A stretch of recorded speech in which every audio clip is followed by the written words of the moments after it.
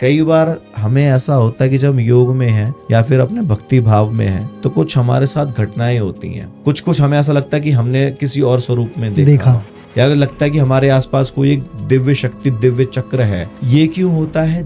जब हम कई बार हम लोगों को सपने में दर्शन होते हैं महादेव के। सपने में क्यों होते हैं? क्योंकि क्या शिव तत्व हमारे अंदर होता है? बिल्कुल होता है। कैसे पहचाने शिव तत्व को?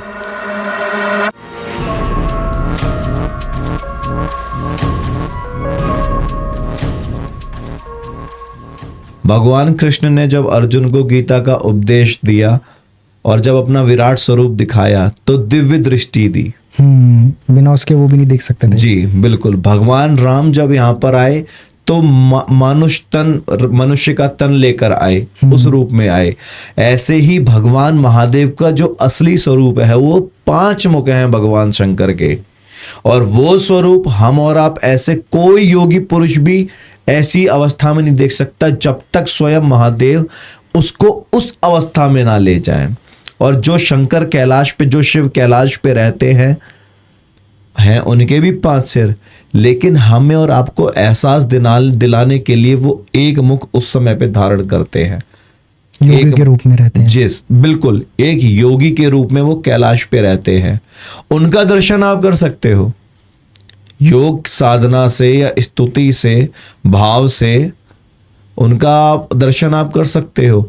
उस दर्शन से भी पहले एक आता है फीलिंग्स, एक डीप एनर्जी।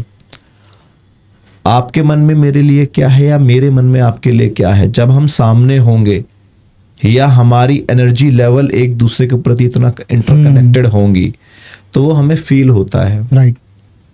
तो यही एनर्जी, अच्छा ये फील कैसे होता है? यही रेडिएशंस जो होती हैं आज के समय में, जो हमारे मोबाइल, जो हम जिस पे काम करते हैं, पहले वो ब्रह्मांड में सैटेलाइट में जाती, फिर वापस आपके फोन में आती है। हम लोग सामने बैठ के अगर कॉल करेंगे तो डायरेक्ट कनेक्टिविटी नहीं होगी, वो पहले ब्रह्मांड में जाएगी फिर वो आपके पास आएगी यहाँ से जाके। बिल्कुल। ऐसे ही जब हम योग साधना में जाएंगे या भगवान को अगर हमें फील करना है, महादेव को, तो वो डायरेक्ट फील नहीं होगा। पहले आप अपना लेवल वहां तक लेके जाएंगे जब आपका एनर्जी लेवल उस एनर्जी के साथ सूटेड होगा, फिट होगा, ना कि उसके सिमिलर हो जाएगा, थोड़ा थोड़ा मैच करेगा। तब जाके ब्रह्मांड ऐसी क्रियाएं होंगी कि वो महादेव को तो सब पता है कि आप ये कर रहे हैं, लेकिन हर चीज का एक प्रोटोकॉल है। तो वो एनर्जी तो आपको फील होगी, लेकिन अगर आप सोचें कि हम डायरेक्ट ही ऐसे पाले तो ऐसे नहीं पा सकते आप। अच्छा, कई बार हमें ऐसा होता है कि जब हम योग में हैं या फिर अपने भक्ति भाव में हैं तो कुछ हमारे साथ घटनाएं होती हैं। कुछ हमें ऐसा लगता है कि हमने किसी और स्वरूप में देखा या लगता है कि हमारे आसपास कोई एक दिव्य शक्ति, दिव्य चक्र है। जी। ये क्यों होता है? जब हम साधना करते हैं या भजन करते हैं सच्चे दिल से, तो हमारे चारों तरफ एक प्रोटोकॉल बनता है, ओरा। बिल्कुल, जिसे हम ओरा कहते हैं। बिल्कुल, जब वो ओरा बनता है तो वो ओरा, वो रेडिएशन इंटरकनेक्टेड होते हैं उस ईश्वर, उस देवता के एनर्जी, उस एनर्जी से वो इंटरकनेक्टेड होते हैं। उस ऑरा को कैसे बनाया जाएगा? उस ऑरा को भी ऐसे ही बनाया जाएगा कि जब आप भीतर से अपने आप को जानेंगे, जब आप भीतर से अपने आप को जानेंगे, जब साधनाओं में लगेंगे या फिर एक किसी क्रिया में लगेंगे भगवान को समझने के लिए, या भगवान हमें दर्शन दें, उनकी कृपा पात्र हम बने, तब जाके इंटरकनेक्टेड जब आप होंगे खुद से, तब वो ऑरा बाहर आएगा। वो औरत तब बाहर आएगा, फिर वो उस एनर्जी के साथ मैच होगा, तब जाके आप कहीं महादेव के दर्शन, शिव को देखना, तब जाके आप कहीं कर सकते हैं। कई बार हम लोगों को सपने में दर्शन होते हैं महादेव के। सपने में क्यों होते हैं? क्योंकि हमारा कॉन्शियस माइंड, चेतना हमारी वो हमेशा चलती रहती है, और हम जैसा सोचेंगे, जैसा खाओ अन्न वैसा हो मन, और जैसा पियो पानी वैसी हो वाणी। और जब ये दोनों मिलेंगे तब जाके आपका कहीं मन वैसा होगा। जब आपका मन सात्विक आप चीजों में लगेंगे तो वही आपकी जो चेतना शक्ति, जो आपका माइंड है, उसमें वो चीजें चलेंगी और वही एनर्जी से वो कनेक्ट करेगी। बिल्कुल। यहाँ पे हमारे माइंड ये छोटी मोटी चीज नहीं है, यहाँ पे भी एक चिप, हर आदमी के अंदर एक चिप ऑटो फिटेड है। राइट। हम यहाँ पे अगर अपना फिंगर लगाते हैं तो हमें फील होता है एनर्जी लेवल। भगवान शंकर का त्रिनेत्र भी यहाँ पर ही है, यहाँ पे इधर नहीं, यहाँ पर ही है उनका तीसरा जो नेत्र है। उनका तो हमें दिखता है, लेकिन हमें अपना नेत्र क्यों नहीं दिखता? क्योंकि हम अभी उस अवस्था में नहीं है। भगवान महादेव ही त्रिकालदर्शी हैं। 3 का जो नंबर है सब उन्हीं से ही इंटरकनेक्टेड होता है।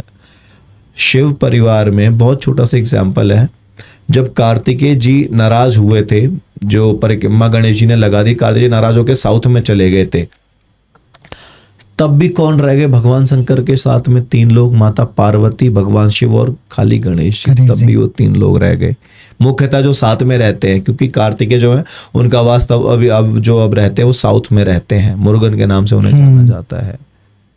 तो ये ऐसे ही है। अगर आपको फील करना है महादेव को, अगर आप चाहते हैं कि वो एनर्जी, वो कॉस्मिक एनर्जी आपको फील हो, तो आपको उसके लिए साधनाएं करनी पड़ेंगी, उसके लिए जतन आपको करना पड़ेगा। अगर आप ऐसे सोचें कि खाली श्रद्धा भाव होगा तभी भजन होगा, वैसे नहीं होगा। क्या शिव तत्व हमारे अंदर होता है? बिल्कुल होता है। कैसे पहचाने शिव तत्व को? ईश्वर जीव अंश अविनाशी, पुराणों में कहा ईश्वर जीव अंश अविनाशी।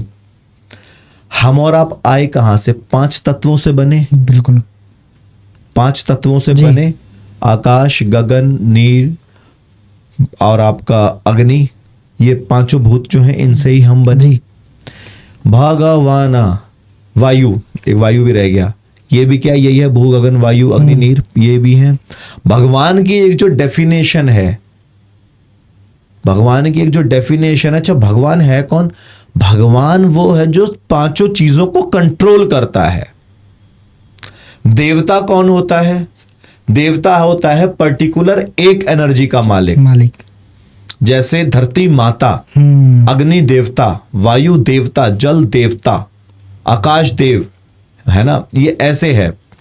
लेकिन इनकी सुपीरियर अथॉरिटी जो है भगवान, जो शिव है, जो राम है, कृष्ण है, वो है, और उन्हीं के ही अंश से हम लोग आए हैं, उन्हीं के ही। अच्छा एक बात बताइए, ये कैसे? 2 हाथ हैं, 2 पैर हैं। भगवान राम या कृष्ण को भी अगर हम ले लें तो शिव तो मतलब लीला करने उस स्वरूप में नहीं आए, मनुष्य स्वरूप में। भगवान राम कृष्ण आए, परशुराम जी के रूप में आए, चाहे राम कृष्ण के रूप में आए, नारायण आए, तो वो ऐसे ही 2 हाथ 2 पैर मनुष्य रूप में ही आए।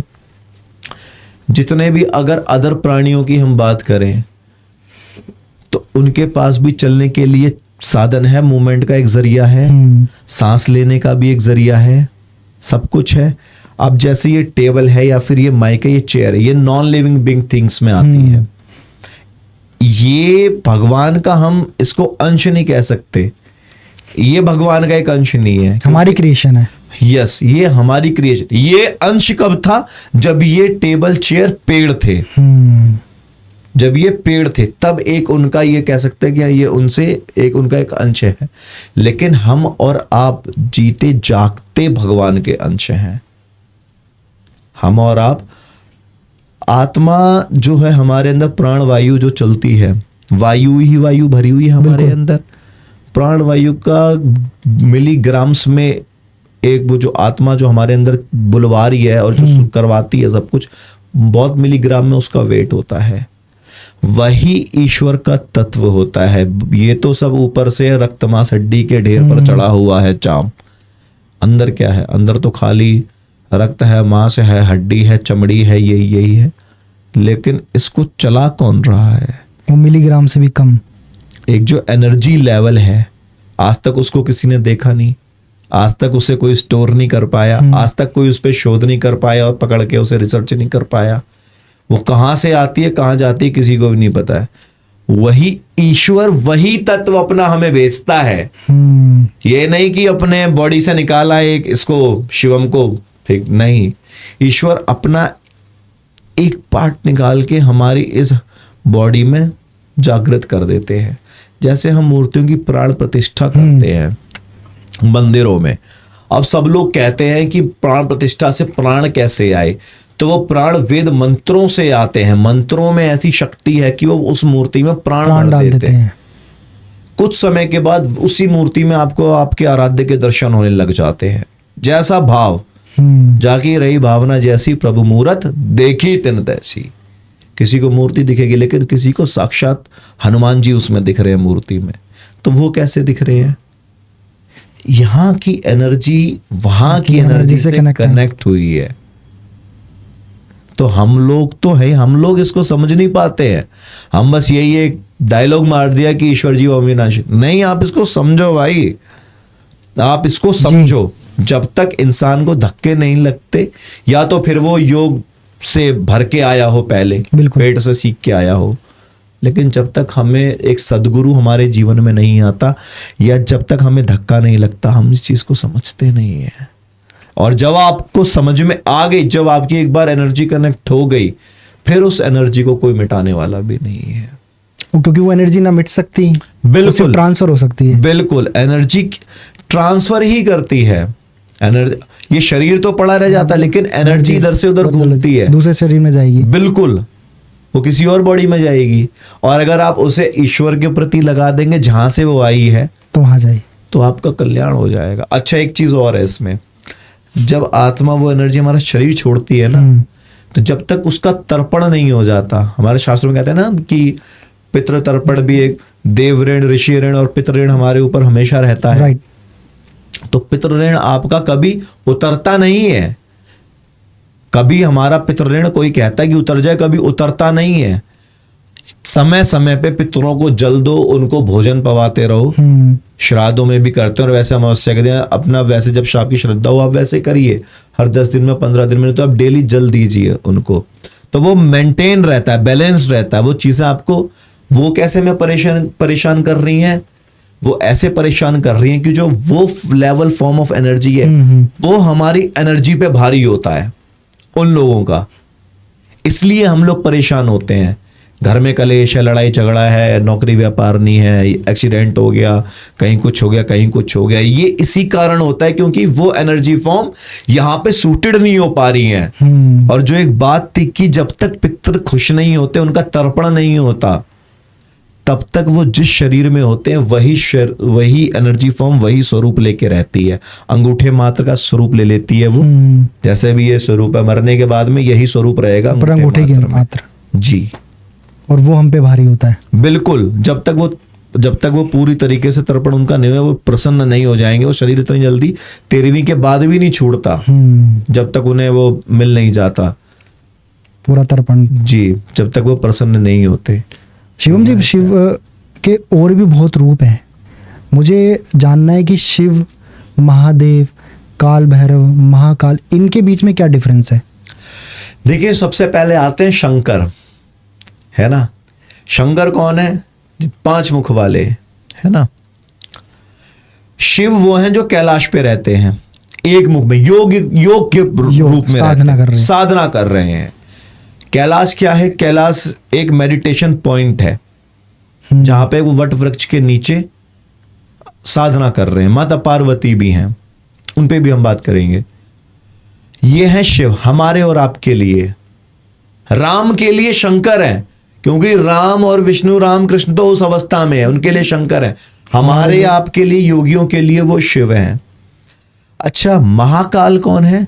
महाकाल जैसे हमारे भूत, वर्तमान, भविष्य, इन तीनों पे जिसका कंट्रोल है, वो महाकाल है। वो महाकाल है, जो कालों का भी काल। महाकाल इट डजंट मीन कि जो हो गया सो काल नहीं। काल का मीन होता है टाइम, फ्यूचर, प्रेजेंट, पास्ट। इसका मतलब होता है काल, भूत, भविष्य, वर्तमान। इसको हम लगा दे काल, टेंस मतलब काल, ठीक है। समय, जो समय का मालिक है वो होता है महाकाल। और वो कौन है? वो शिव का एक रूप है। वो शिव का एक रूप है।